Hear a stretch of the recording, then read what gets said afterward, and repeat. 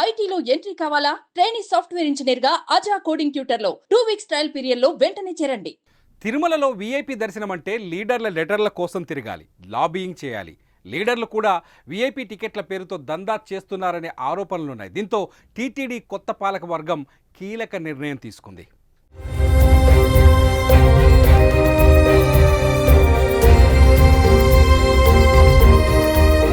తిరుమలలో కొత్త TTD board ఏర్పడిన తర్వాత కీలక నిర్ణయాలు తీసుకుంటున్నారు. భక్తులకు మెరుగైన సేవలు అందించే విధంగా చైర్మన్ బిఆర్ నాయుడు తిరుమలలో ప్రక్షాళన మొదలుపెట్టారు. ప్రతి విభాగాన్ని పరిశీలించి నిర్ణయం తీసుకుంటున్నారు. సర్వదర్శనానికి వచ్చే భక్తులకు 2 నుంచి 3 గంటల్లోగా దర్శన భాగ్యం కలిగించే విధంగా ఏర్పాట్లు చేస్తున్నారు. తాజాగా వీఐపీ దర్శనాలపైన కూడా టీటీడీ ఫోకస్ చేసింది.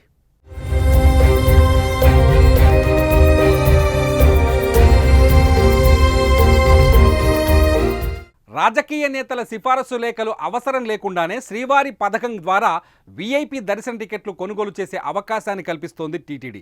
రేణిగుంట విమానాశ్రయంలో దిగిన వెంటనే శ్రీవాణి టికెట్లు కొనుగోలు చేసి వీఐపీ దర్శనానికి వెళ్లే అవకాశాన్ని తీసుకొచ్చింది. ఇప్పటి వరకున్న శ్రీవాణి టికెట్ల సంఖ్య పైన కూడా టీటీడీ నిర్ణయం తీసుకుంది. రేణిగుంట విమానాశ్రయంలో ప్రతిరోజు జారీ చేస్తున్న శ్రీవాణి దర్శన టికెట్ల సంఖ్యను టీటీడీ 100 నుంచి 200కు పెంచుతూ ఉత్తర్వులు జారీ చేసింది. ఈ మేరకు విమానాశ్రయంలో కరెంట్ బుకింగ్ కౌంటర్లో భక్తులు టికెట్ను బుక్ చేసుకోవచ్చని తెలిపింది. బోర్డింగ్ పాస్ ద్వారా తిరుపతి ఎయిర్పోర్ట్ కౌంటర్లో మాత్రమే ఈ ఆఫ్లైన్ టికెట్లు జారీ చేస్తారు.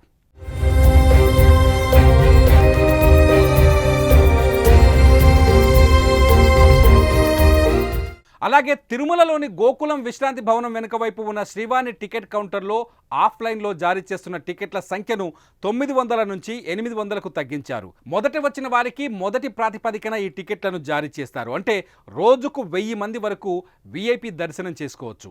ఈ దర్శనం టికెట్ ఒక్కొక్కటి 10,000 రూపాయలు ఉంటుంది. ఇప్పటి వరకు శ్రీవాణి ట్రస్టుకు 10,000 విరాళం ఇచ్చే వారికి 500తో కలిపి మొత్తం 10,500కి టికెట్ ఇస్తున్నారు. నిధులన్నీ శ్రీవారి ట్రస్టుకు వెళ్ళేవి. కొత్త ప్రభుత్వం వచ్చిన తర్వాత రూల్స్ మార్చారు.